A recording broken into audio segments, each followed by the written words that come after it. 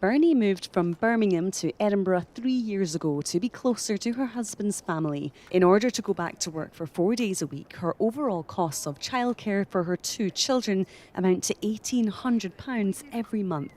But if she'd stayed in England, she says she'd be saving thousands of pounds a year because of the difference in supports. Over the next 12 months, we're anticipating spending over £21,000 for the whole year on nursery fees. It's so frustrating looking down at England and the funding that they're getting. If Leo was born in England, or if we lived in England right now, he would be starting nursery with funded hours. Since my eldest started nursery, our nursery fees have gone up 33%.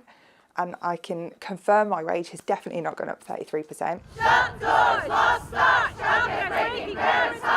Bernie is amongst the campaigners who came to voice their frustration at what they say are crippling costs of childcare. Ruth had to discuss childcare options with her son's grandparents before he was even born. She says putting Ivan into nursery for 2 days a week means they're unable to save for the future. I feel really let down, and I don't understand what's happening. I get no support until they're 3 years old, which is this huge cliff edge for families just to make up. And it doesn't really make sense when the government wants us to be growing our economy and helping mums and dads back into work. She and Bernie are part of a campaign to overhaul the current childcare system in Scotland.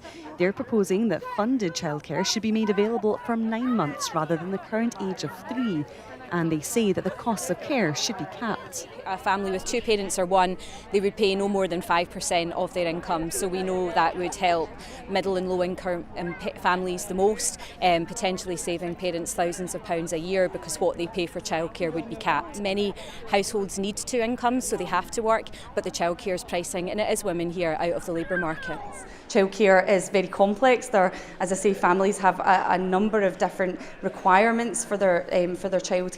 So we are working directly with families to understand what it is they need in an effort to work towards building that bigger system. The Minister for Children and Young People says she is open to hearing more about these campaigners' proposals. With a general election coming up next year, it's something that people here say should be a top priority. Vanessa Kennedy, STV News, Edinburgh.